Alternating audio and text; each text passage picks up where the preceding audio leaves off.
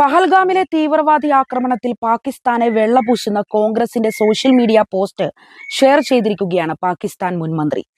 കോൺഗ്രസിന്റെ കേരള ഘടകം ട്വിറ്ററിലിട്ട പോസ്റ്റ് പാകിസ്ഥാൻ മുൻ മന്ത്രിയായിട്ടുള്ള ഫവദ് ഹുസൈനാണ് ഷെയർ ചെയ്തത്. അത് പാകിസ്ഥാൻ മാധ്യമങ്ങൾ ഏറ്റെടുക്കുകയും ചെയ്തിട്ടുണ്ട്. ഭീകരർ പഹൽഗാമിൽ വന്ന കാര്യത്തിലും തിരികെ രക്ഷപ്പെട്ട കാര്യത്തിലും സംശയമുണ്ടെന്ന് ആരോപിക്കുന്നതായിരുന്നു കോൺഗ്രസിന്റെ പോസ്റ്റ്. സംഭവത്തിൽ കോൺഗ്രസിനെതിരെ വിമർശനങ്ങൾ ഉയർന്നു കഴിഞ്ഞു. ക്രിസ്ത്യൻ സംഘടനയായ കാസിയും BJPയും കോൺഗ്രസിനെതിരെ രംഗത്തെത്തിയിട്ടുണ്ട്. കേരളത്തിലെ കോൺഗ്രസുകാരുടെ നടപടിയെ ശക്തമായി എതിർത്തുകൊണ്ടാണ് BJP നേതൃത്വം രംഗത്ത് വന്നത്. പഹൽഗാം വിഷയത്തിൽ കേരളത്തിലെ കോൺഗ്രസുകാർ സ്വീകരിച്ച നടപടി പാകിസ്ഥാൻ പോലും ഇന്ത്യക്കെതിരെയുള്ള ആയുധമായി ഉപയോഗിച്ചു എന്നുള്ള വെളിപ്പെടുത്തലുമായിട്ടാണ് BJP രംഗത്ത് വന്നിരിക്കുന്നത്.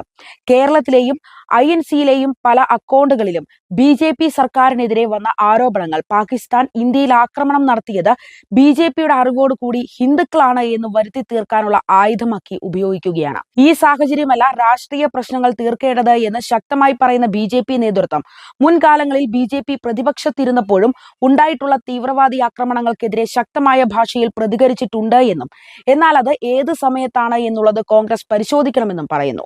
സമയവും കാലവും നോക്കാതെയുള്ള ഇത്തരം പരാമർശങ്ങൾ രാജ്യത്തിനെതിരെ പ്രവർത്തിക്കുന്നതിന് തുല്യമാണ് എന്നും അത് ശത്രു രാജ്യത്തിന് നമുക്കെതിരെ പ്രയോഗിക്കാവുന്ന ആയുധം മൂർച്ച കൂട്ടി കയ്യിൽ കൊടുക്കുന്നതിന് തുല്യമാണെന്നും ശക്തമായ ഭാഷയിലാണ് കോൺഗ്രസിനെ വിമർശിക്കുന്നത്. ഇത്തരത്തിലുള്ള കോൺഗ്രസുകാരുടെ സമയവും സന്ദർഭവും നോക്കാതെയുള്ള നടപടിക്കെതിരെ കോൺഗ്രസ് നേതൃത്വത്തിൽ നിന്ന് തന്നെ ശശി തരൂരും രംഗത്ത് വന്നിരുന്നു.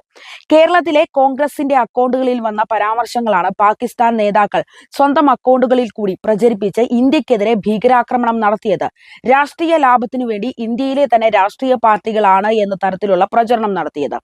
INC കേരള എന്ന എക്സ് അക്കൗണ്ടിൽ വന്ന പരാമർശങ്ങളാണ് ഇന്ത്യൻ പാർക്ക് മുൻ മന്ത്രിയായിട്ടുള്ള ഫവദ് ഹുസൈൻ ഉൾപ്പെടെയുള്ള പല നേതാക്കന്മാരും ഇന്ത്യക്കെതിരെ ആയുധമായിട്ട് ഇപ്പോൾ പ്രയോഗിച്ചുകൊണ്ടിരിക്കുന്നത്. ഇത്തരത്തിൽ സിദ്ധരാമയ്യയുടെ പോസ്റ്റും നേതാക്കൾ ആയുധമായി പ്രയോഗിച്ചിരുന്നു. മണിപ്പൂരിൽ നടന്ന സംഘർഷങ്ങൾ ഉൾപ്പെടെ ആ തീവ്രവാദ ആക്രമണത്തിന് പിന്നിൽ പാകിസ്ഥാൻ അല്ല എന്ന് സ്ഥാപിക്കാനുള്ള വാദങ്ങളായി പാകിസ്ഥാൻ തന്നെ തുടക്കം മുതൽ ഉന്നയിച്ചുകൊണ്ടിരുന്നു. എന്നാൽ സ്വന്തം മണ്ണിൽ നിന്നുകൊണ്ട് തന്നെ പാകിസ്ഥാന് വേണ്ടി ചാരപ്രവർത്തി നടത്തുന്നതിന് തുല്യമായ പ്രവർത്തികൾ കോൺഗ്രസ് ചെയ്തപ്പോൾ അത് പാകിസ്ഥാനും വലിയ ആയുധമായി മാറി എന്ന കാര്യം പറയാതിരിക്കാൻ വയ്യ. കോൺഗ്രസിന്റെ INC എക്സ് അക്കൗണ്ടിൽ കഴിഞ്ഞ ദിവസം വന്ന പോസ്റ്റ് പഹൽഗാം എന്ന് പറയുന്ന സ്ഥലം അതിർത്തിയിൽ നിന്ന് 200 കിലോമീറ്റർ അകലെയാണ്. അവിടേക്ക് എങ്ങനെ ആയുധങ്ങളുമായി തീവ്രവാദികൾ നുഴഞ്ഞു കയറി എന്നുള്ള ചോദ്യമാണ് ഉന്നയിക്കുന്നത്. BJP നേതൃത്വത്തിന് പ്രതിയാക്കിക്കൊണ്ടുള്ള ഇത്തരം പരാമർശം കോൺഗ്രസ് നേതൃത്വം ഇപ്പോൾ നടത്തിയത് ആ നിമിഷം തന്നെ ഏറ്റെടുത്തുകൊണ്ട് BJP നേതാക്കൾ തന്നെയാണ് ഇന്ത്യയിൽ ഈ തീവ്രവാദി ആക്രമണം നടത്തിയതിന് പിന്നിൽ പ്രവർത്തിച്ചത് എന്ന തരത്തിൽ പാകിസ്ഥാൻ ആരോപണങ്ങൾ പല ഭാഗത്തു നിന്ന് ഉന്നയിച്ചു വരികയാണ്.